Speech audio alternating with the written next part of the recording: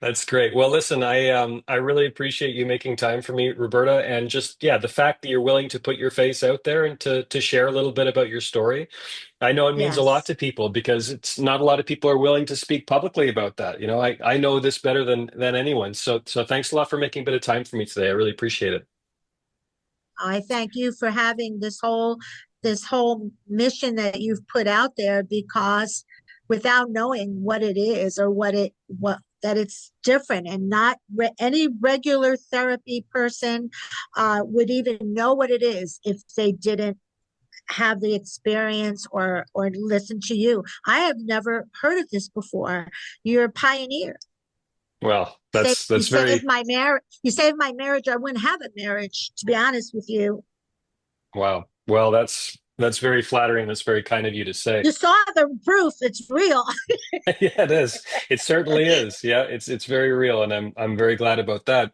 Why don't you start, Roberta? You can just tell me a little bit about where you were at with retroactive jealousy before you found me, before you found my work. Like what was it like for you? How did this come up for you? It came up for me because I was insanely jealous. And was not really ever, I was always secure in myself, but I became insanely jealous when I met Bob, the nicest, bestest person I've ever met.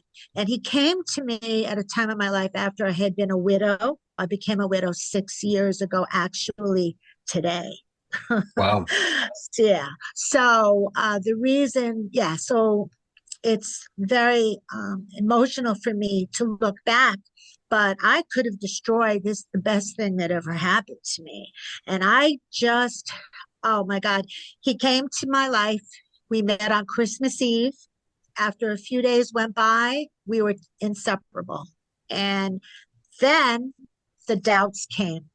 As the more we were together, the more I was looking for proof. Well, what happened to that person? Is that going to happen to me? But when I saw the word jealousy, I started to research it in that Kindle and found retroactive jealousy. And I read the blurb on it and I said, that's me. So what were some of the things they used to actually do as a result of retroactive jealousy? Were you asking him a bunch of questions? Were you looking for Oh yeah. reassurance all the Oh time? yeah. Oh yeah. I really was. I was asking him, how did you meet? Tell me how you met. Now he wouldn't tell me. And so that kept in the back of my mind.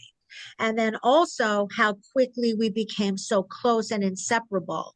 Then I started doubting that and saying, oh, and I tell him this, you're just replacing me with her.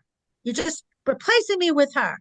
And because I only knew a little bit about her, there were no pictures of her. She had no internet presence. She was there, but in a secret place.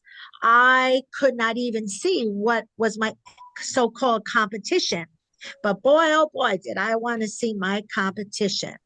Had so many walls up around me because I said, now I'm going to really fall for him and I'm going to get hurt worse than I've ever gotten hurt. Now, my Right. husband died 24 years with the same man. I never had this feeling. And I'd said, I've been with someone 24 years. I haven't had this level, of vulnerability. So he had my heart and I was vulnerable. And the crux of it, where I knew I had to get the help, was he was at my house and it snowed. Now, right now outside it's snowing.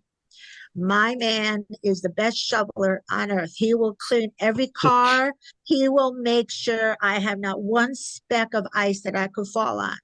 And he said, "Okay, we just had dinner.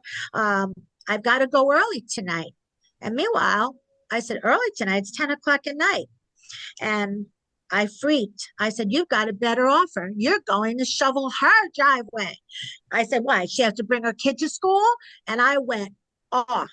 I went off to the point that I'm surprised they didn't call 911 on me. I went ballistic. And it wasn't fair. I mean, he had already shoveled mine, but no, the point is really that I didn't believe him. I thought he was lying. And I went, liar, liar, liar. And it was really terrible because it was like 3 months into our closeness and I freaked on him. Now I was starting to work on the retroactive thing from the Kindle, but then I said, I got to do more. And I ordered the book. I started doing the meditations. I ordered them, and said, I got to do more. I've got to do more. And I started doing exercises, and it just surrounded myself with, I'm not alone in this. There's other people that think they're going crazy.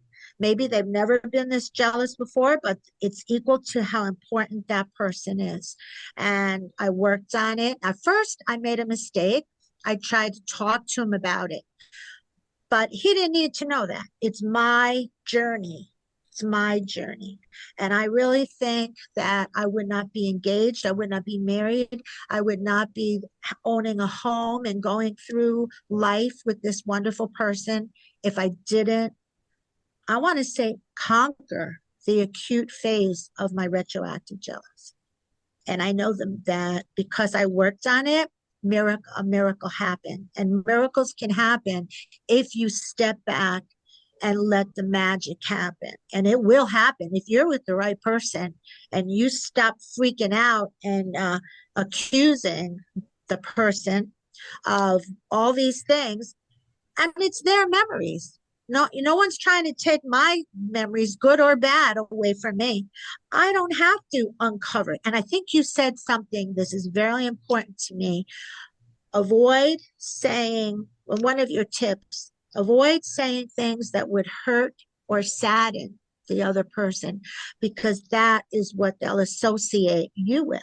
I don't want to be that person. I want to enjoy the rest of my life, and things that I never thought possible are happening to us together as a couple and as an individual.